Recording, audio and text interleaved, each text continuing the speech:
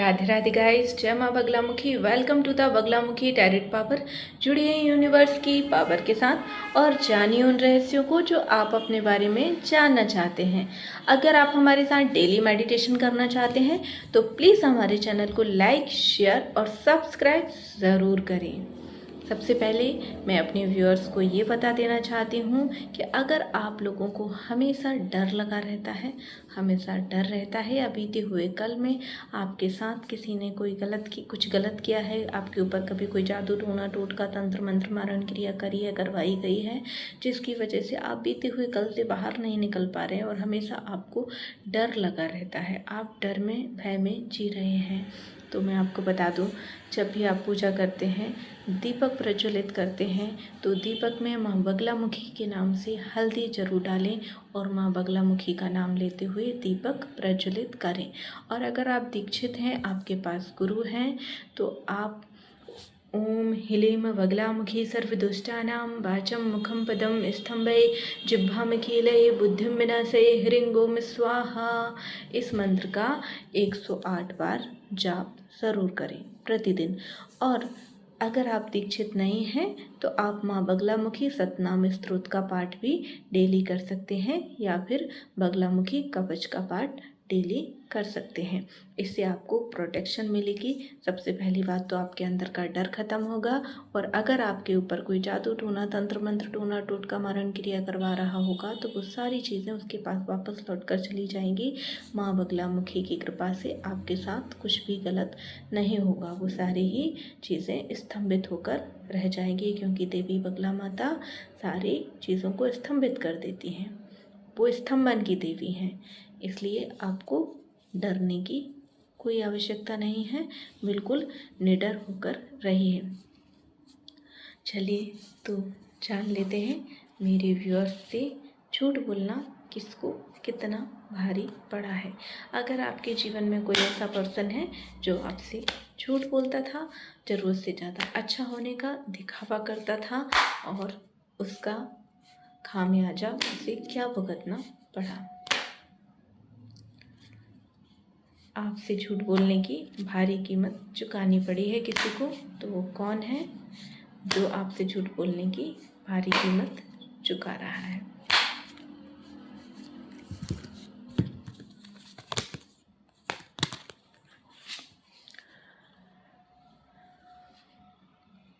मकर राशि का इंसान है कोई, देख लीजिए, जो आपके सामने बहुत ज़्यादा अच्छा बनने का नाटक करता है, बहुत अच्छा बनने का ढोंग करता है।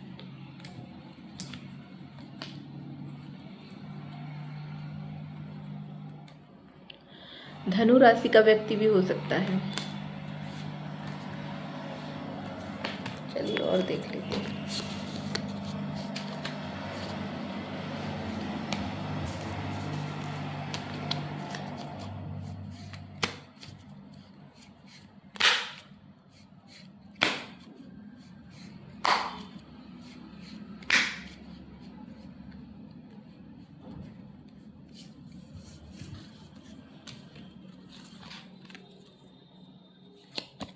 कर्क राशि भी निकल कर आई है। ये वो लोग हैं, मिथुन राशि,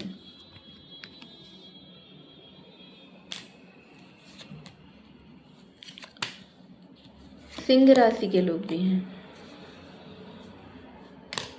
ये वो लोग हैं जो आपके सामने बहुत ज़्यादा अच्छा बन के आपको नीचा दिखाने की कोशिश किया करते थे और बहुत ज़्यादा खुद को अच्छा दिखाकर, प्यारा दिखाकर आपको हमेशा आपके साथ बुरा करते थे।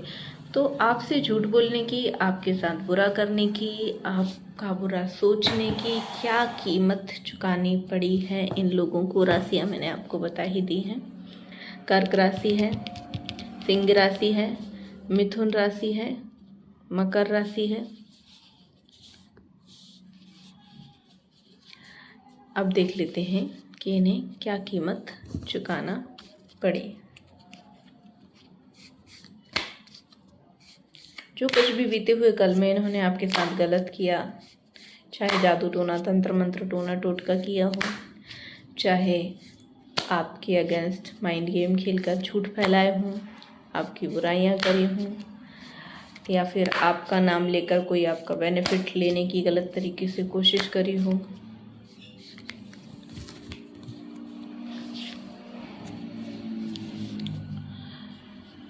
देखिए,